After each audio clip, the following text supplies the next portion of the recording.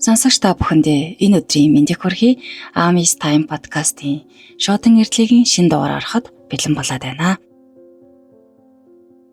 Харийн усаас бичсэн захидал.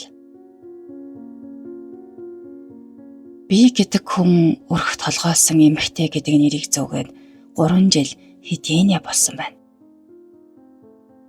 Энэ жил би 31 нас хүрсэн. Энэ хугацаанд юм үтсэн гэх юм уу да. Би 10 жилдээ нэг бандтай үерхэд түүндээ маш их хайртай болоод түүнгүүгээр амьдралаа тусуулж чадхааргүй тийм хайртай байлаа. Тэр миний анхны бүх юм бас хамгийн сүүлийнх байсан. Хайрт минь багасаа л зовлон үтсэн. Гэхдээ мундаг хүн чанартай бусдын төлөө төрсөн юм шиг тийм ажилсаг хичээнгүй нийтэж ер нь энерги сайтай хүн гэх юм уу да. Уулзсан хүн болгон л их ам сайтай үлддэг. Манай хүн надаас 4 насаар ахалтай бид хоёр ивэлж илтэй.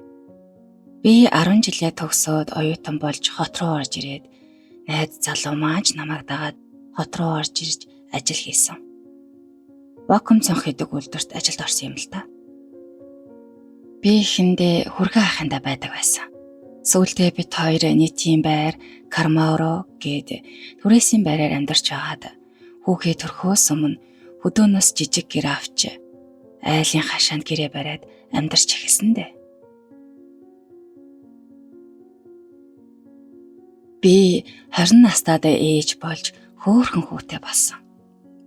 Хүү маань үнэхээр их хөөрхөн.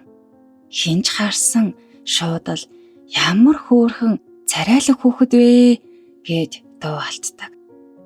Би гэдэг тэнэг хүн тэр болгонд нь баярлаад л. Сүүлд эргээд бодоход тийм тэнэг байжээ. Залуу хүн болохоор юмж боддгоо яж.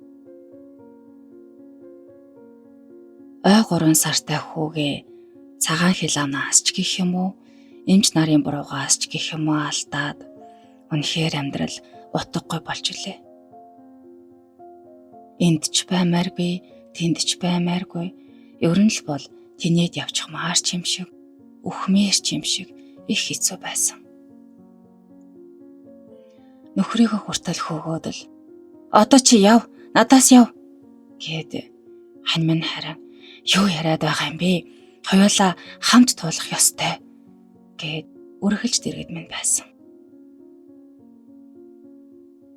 Би дотроо хоногийнх нь дуусгаад энэ орчлонгоос явнаа гэж боддог байлаа. Гэтэл 21 хоноод хүү маань эргээд миний хэвлээд ирсэн. Ер нь бол лам их буянтай хүү байна. Удахгүй охин болоод ирнэ гэж хэлж байсан л та. Тэгээд л сайн нэг юм ухаан орж хүүгээ эргээд ирж байхад сайхан амьдрах ёстой гэж хичээж амьдарч эхэлсэндээ.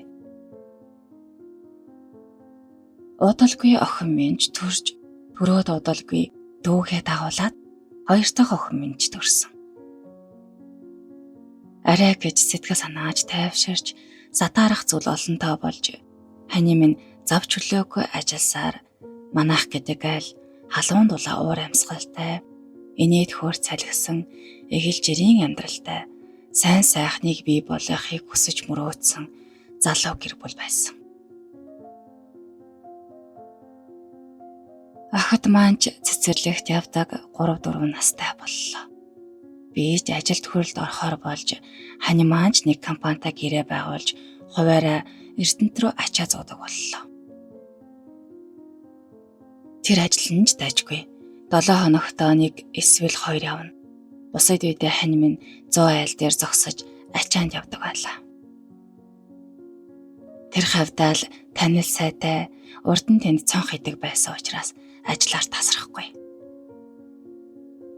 Би ч бас энд тэнд анкет бөглөж ярилцлаганд ороод Монголын бас тэхүүртэй арга компанид ажилд орохоор болчихлоо. Тэр үед хань маань эзэхгүй хөдөө нутг руу нэг ажиллаар яваад ирлээ. Би ч нөхрөө ирэхэд нь бөөн баяр хайр нь ажилд орохоор алдсан. цалин мөнгөж дажгүй юм байна гэдэл бөөн баяр.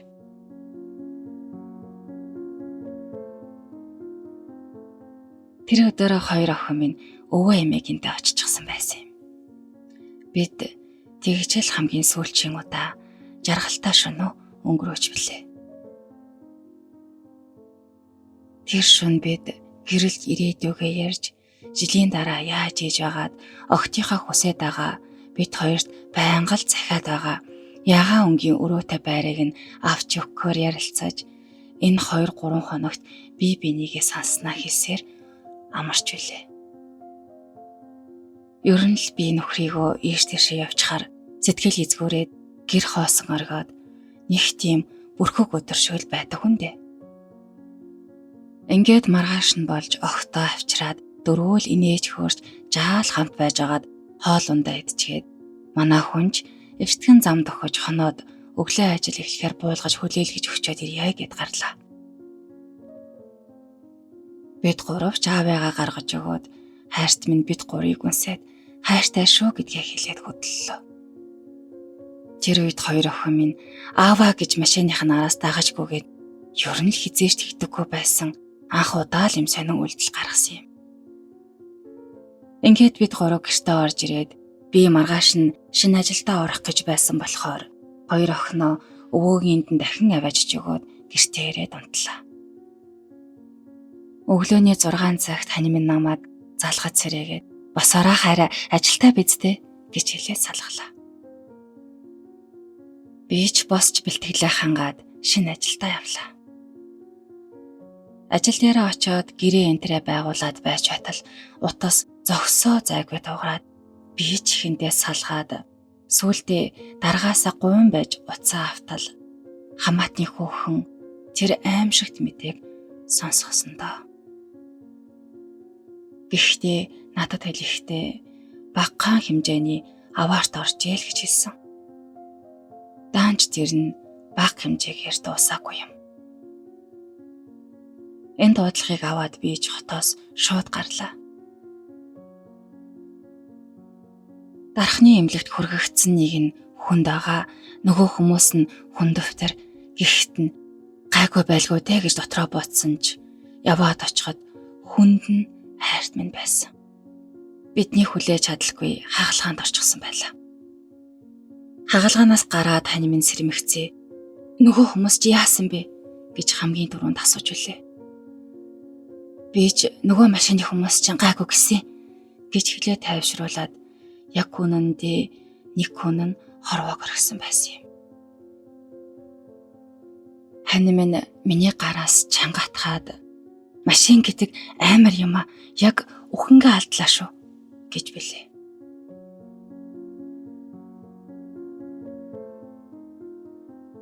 Хизээч өөрийгөө битнийг орхиод явна гэж ботоогүй. Бид ч айж байсан ч тийм юм болно гэж төсөөлөөчгүй. Бодохыг ч хүсээгүй. Эцсээ хүртэл маш өөдрөг, үнэхээр сэтгэлийн тийхээтэй хоёр охинтойгоо уцаар яриад л хүмүүстэй маазраад хизээний л тийм хөвгчлөлтэй хүнтэй. Ингээд эмнэлэгт 2 хоноод 3 дахь өдөр би энэ муудаж хоёр охиныг минь хотоос хүмүүс аваад гарлаа. Шүн ирсэнд бол огтоож уулзуулж чадсангүй. Гэхдээ харамсмаар ч юм шиг, зөөвч юм шиг юм болсон. 4 дахь өдрийнхөө үүрээр хань минь өөд болсон. Хүн гэхдээ гайхамшиг гэдэг зүйл байдгаа гэж боддог юм блэ. Огтыгоо оруулж ирээд ааваа гэд дуудчихвал буцаад ирэх юм шиг санагдаж байсан ч гэлээ. Тэр үед эмч нар зөвшөөрөөгүй. Нэгэнтэй л ийм болсон юм чинь аав нь дурсамжинд нь эрүүл сарвал сайхнараа үлдэг гэж хэлсэн. Гэхдээ тэр нь ч үнэн байсан. Ханаасаа хойш бид 3 гэдэг хүн дээшээ тэнгэр хол, доошоо газар хатуу гэдэг шиг үлтийгээд үлдсэн дээ. Миний хувьд түүнгүүгээр амьдралаа төсөлж чаддгүй байсан ч энэ л өдөр төсөлж чаддгүй байсан амьдралаа туулахаас өөр аргагүй болсон. Огтоо айлахгүй тулд би уйлахгүй хичээж нууж уйлсаар хот руу буцаж илээ. Хоёр охин минь юугаач ойлгохгүй Аав яасын? Аавтай яагаад уулзуулахгүй байгаа юм? Аав өгчгсөн болохоор та уйлаад байгаа үсттэй. Гэд үхэл гэдгийг ч ойлгохгүй гинэн цайлганаар асууж. Бас миний ээж чинь хамгийн хөөрхөн, хамгийн ухаантай гэж нулимсыг минь арчин унсан харгацаар иржвэлээ. Гэртээ ирээд хоёр охиныгоо хоёр гараасаа хөтлөөд холоо явж байгаа аав нь дахиж хизээж ирэхгүйгээд зүрхэн дээр нь дараад аав нь үргэлж энд нь хамт байх болно гэж хэлэхэд том охин минь маш ихээр уйсансан. Охин минь тэр үедээ л ойлгосон баг. Хэрсүү юмны учрыг сайн ойлгодог хүүхэдтэй. Харин баг маань сайн ойлгоогүй. Зүйлд нь надаас цагдаа руу залгаад аавыг хизээ ирэхийг асуугаад өг. Эмч рүү залгаад аав яаж байна асуугаад өг гэж их боддог байсан. Аавыгаа ирэхийг байн хүлээдэг байлаа. Манай гэрт аавын тухай яриа өрнөхөд тэр яриа хамгийн гоё, хамгийн баатарлаг аавын тухай яриа болж өрнөдөг байлаа л да. Энийг л ярих тоолонд хоёр охины минь нүдэн сэргээд л одоо ч гэсэн тэр хэвээрээ. Бидний хамгийн гоё ярианы сэдэв аавын тухай. Хоёр охин минь байнга л аавынхаа зургийг хартдаг юм. Том охин минь нэг өдөр уйлаад би аавынхаа царайг мартчих байх. Тэрнээс айгаад байна гэж хэллээ. Биднийг ийм их зовлонд унгааж элэг бүтэн амьдралыг минь булаасан тэр хүнд үнэхээр их гомдож үзэн ядах үе надад зөндөө их байсан. Надад түүнийгээ дагаад явчихмаар амьдрал бууж өгмөр, сөхөрмөр үе маш их байлаа. Гэвч би хоёр охиныхоо төлөө, ханийхаа төлөө илүү их хичээж амьдрна гэж өөртөө хэлээд сөгдөж биш сүрж амьдрахын төлөө явж байна да. Миний хувьд бусдыг өрөвдөө өгч биш, баярлагч биш байхыг харахгүй тулд хоёр охиныгоо өөрийгөө ч гэсэн гоё авч явахыг хичээдэг болсон. Хүмүүс ер нь муухай шүү дээ. Тэр нөхрөө өнгөрснөөс хойш их гоё өнгө зүс ороод гялалцдаг болсон гэж ярьдаг. Би тийм яриаг хүүхэд байхдаа ихэд сонсож байсан. Бас нөхрийнхээ толгойг залгисан энтер гээд үнэхээр муухай өгшөө. Намайг ч гэсэн тэгэж хэлсэн хүмүүс мэрсээр байж л байсан. Хүн гэдэг амтан хорвоод ирэхдээ хөдлөлцөж ирээд хөдлөлцөөд буцаж болдогсон бол би ч гэсэн тэгээд явсан. Ер нь бурхан хүнд амьдрах шалтгааныг нь үлдээгээд байдаг юм шиг. Өмнө нь ч гэсэн хүн минь эргээд ирлээ гэж амьдарсан. Сүүлд нь ч тэр хоёр охиныхоо төлөө амьдрах хэрэгтэй. Хоёулаа явчихвал охид минь яах билээ? Хиндээ үлдээгээд явах вэ гэд шүдэт цугаад үлдсэн. Гэхдээ хүн чинь зовлон үзэх тусмаа үр хүүхдээ сайн сайхан авч явах юмсан. Хань минь биднийг Тэнгэрээс хараад баярландаа гэж боддөг юм билээ. Нэг жилийн өмнө би хүндхэн шийдвэр гаргаж Солонгос оронд ирж ажиллаж хамтдаа охидтой бий болгож өгнө гэсэн амлалтандаа хүрэхийн тулд бас охидоо аюулгүй орчинд амьдруулахын тулд байрны мөнгөний төлөө Солонгос гэдэг улсад ирсэн. Хөгшин настай 70 гарсан аав ээжтэй бас хүндхэн ачаа өрүүлээд ирсэн. Тэр хоёр минь хоёр охиныг минь харж сургуульд нь хөргөгч өгч аваад л хөөрхийн минь ээж минь л их ачаа өрж байгаа да. Аав минь олон жилийн өмнө талхарваад уг нь эмчилгээ сайн хийлгэсний хүчинд аваа яваад л байдаг байсан. Энэ жил харин унаад ташааныхаа ясыг хуглаад дахиад хизээж хоёр хөл дээрээ явж чадхааргүй болсон. Ээж маань бас түрүү жил хөлөө хугалсан ч төд одолгүй бидний төлөө таяг тулаад хөл дээрээ боссон доо. Ээжээ, охиныхоо уучлаарай. Охин нь ийм их ачаа уруулж байгаад. Хоёр охиноосоо ч гэсэн уучлалтгүй ээж нь. Ийм хүнд үед орхиод хүний нутгийг зориод явсан. Гэхдээ ээжийнх нь өөрийгөө өмөрөх ганцхан шалтгаан та хоёртоо сайн сайхан амьдралын ирээдүг бэлгэлэхийн төлөө юм шүү дээ. Хүний нутагт Монголд байхдаа ботсон шиг тийм амархан бас коноп дараад л бөөм бөнөр нь мөнгө олно гэж байхгүй.